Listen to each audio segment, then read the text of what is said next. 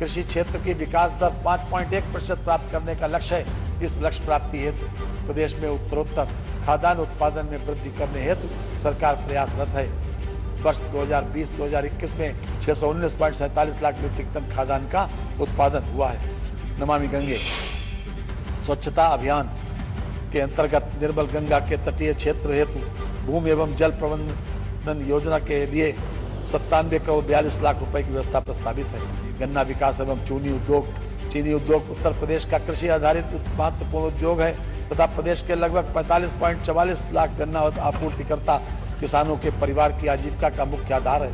गन्ना किसानों के अवशेष गन्ना मूल्य के भुगतान हेतु 1000 करोड़ रुपए की व्यवस्था प्रस्तावित है। प्रदेश में चीनी मिलों के नवीनीकरण एवं आधुनिकीकरण तथा नई चीनी मिलों की स्थापना हेतु 380 करोड़ रुपए की व्यवस्था प्रस्तावित है। खंडसारी इकाइयों के लाइसेंस हेतु चीनी मिल से न्यूनतम दूरी की बाध्यता 15 किलोमीटर की घटाकर 7.5 किलोमीटर कर दी गई, जिसके फलस्वरूप विगत 25 वर्षों में प्रथम बार 277 नई खंडसारी इकाइयों हेतु लाइसेंस निर्गत किए हुए हैं। कृषि शिक्षा एवं अनुसंधान प्रदेश में 20 कृषि विज्ञान केंद्रों को स्थापित कर क्रियाशील किया गया है। कृषि शिक्षा के सुदृढ़ीकरण हेतु गोंडा में एक नवीन कृषि महाविद्यालय की स्थापना की जा रही है। जनपद लखीमपुर खीरी तथा आजमगढ़ में नव स्थापित कृषि महाविद्यालयों को गत वर्ष से क्रियाशील बनाया गया है। चंद्रशेखर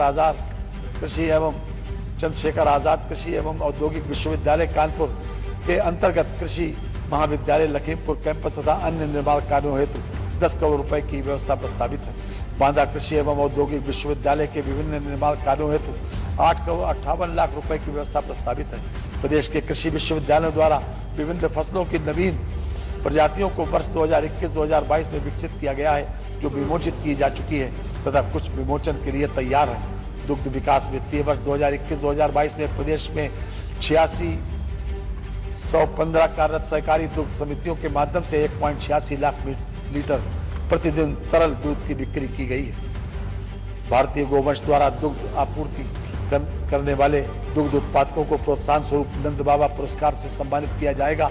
वर्तमान दुग्ध संघ को सुदृढ़ीकरण एवं पुनर्जीवित करने की योजना हेतु 60 करोड़ की व्यवस्था प्रस्तावित है। जनपद मथुरा में 3000 लीटर प्रतिदिन क्षमता के नवीन डेयरी प्लांट के निर्माण हेतु 8 करोड़ रुपए की व्यवस्था प्रस्तावित है।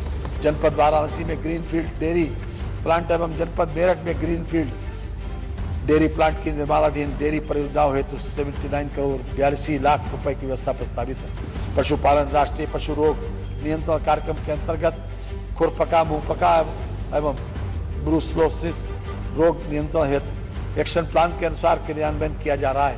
2030 तक प्रदेश के खुरपका मुंहपका से मुक्त कराए जाने का लक्ष्य है।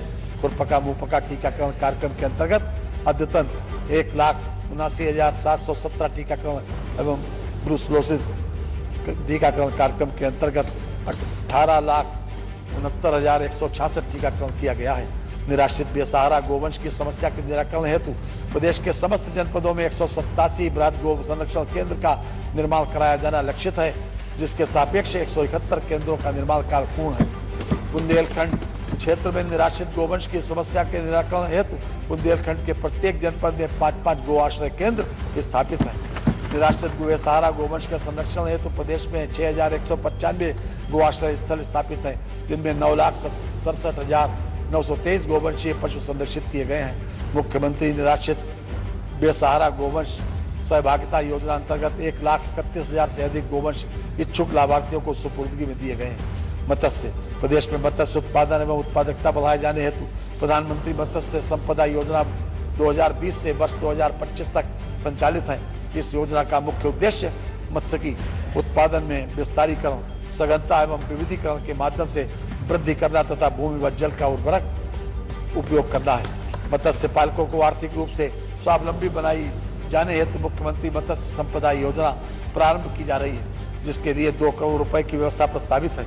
ग्राम सभा के तालाबों के मत्स्य पट्टा धारकों व मछुआरों को दाव क्रय करने हेतु सहायता के लिए निष्काद राज बोर्ड सब्सिडी योजना प्रस्तावित है, जिसके लिए 2 करोड़ रुपए की व्यवस्था प्रस्तावित है। उद्यान एवं खाद्य प्रसंस्करण प्रदेश में बागवानी एवं खाद्य प्रसंस्करण क्षेत्र के समन्वित विकास हेतु एकीकृत बागवानी विकास मिशन राष्ट्रीय कृषि विकास योजना पर trap more crop micro irrigation Bundelkhand एवं बिंद क्षेत्र में औद्योगिक विकास, गंगा के तटवर्ती क्षेत्रों में औद्योगिक विकास की योजना नमामि गंगे, गुणवत्ता युक्त पान उत्पादन प्रोत्साहन, उत्तर प्रदेश खाद्य प्रसंस्करण उद्योग नीति 2017 आदि महत्वपूर्ण कार्यक्रम संचालित किए जा रहे हैं।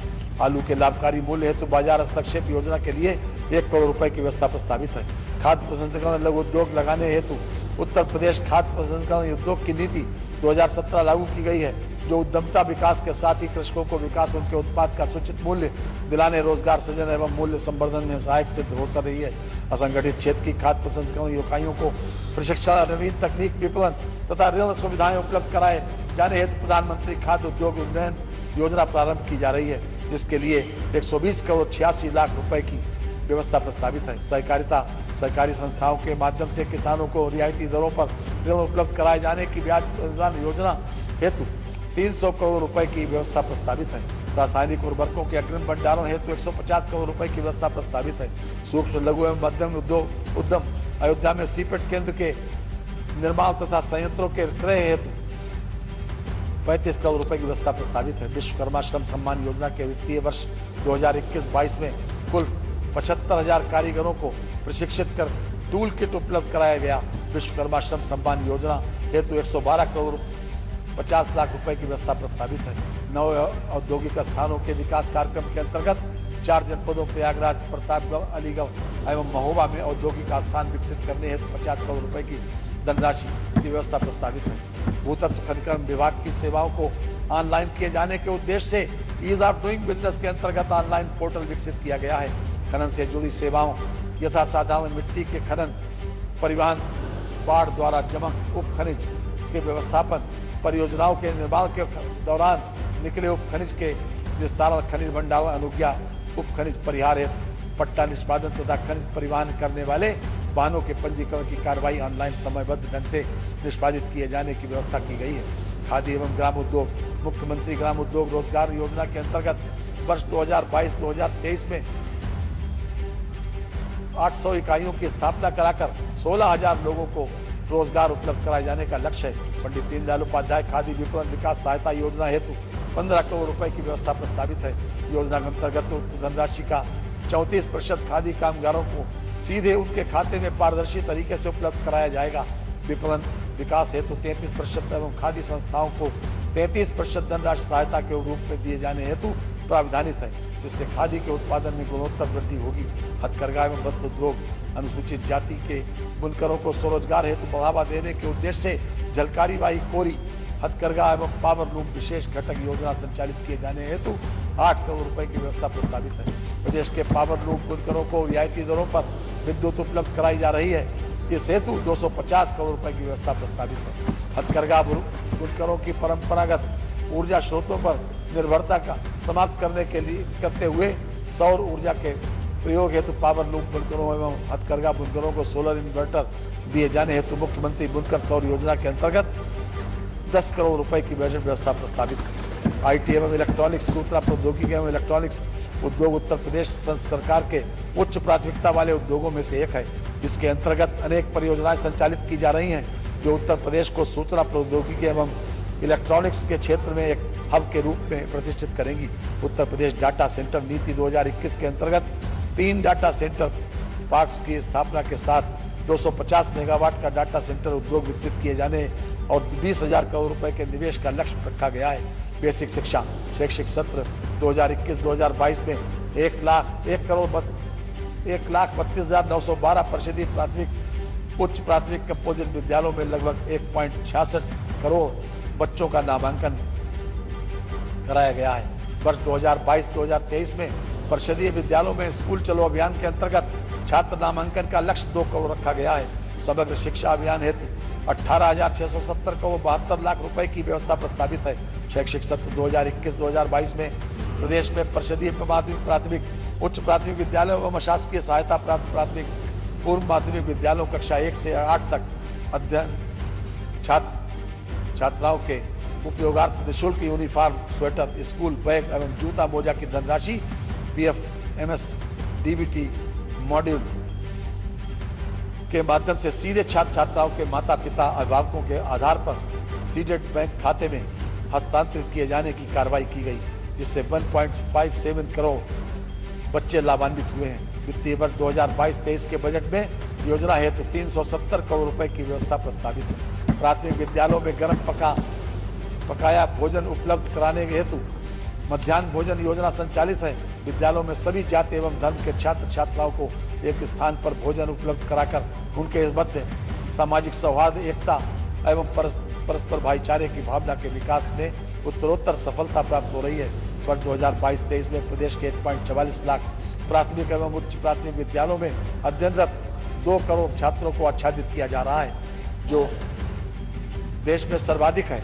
योजना हेतु 3548 करोड़ 93 लाख रुपए की व्यवस्था प्रस्तावित है। इसके अतिरिक्त फल वितरण हेतु 166 करोड़ 71 लाख रुपए की व्यवस्था भी प्रस्तावित है। ऑपरेशन कायाकल्प के अंतर्गत परिषदीय विद्यालयों को चिन्हित 19 मूलभूत अवस्थापना सुविधाओं से संतृप्त कराया जा रहा है। अब तक 1.30 लाख से अधिक विद्यालयों का कायाकल्प कराया जा चुका है।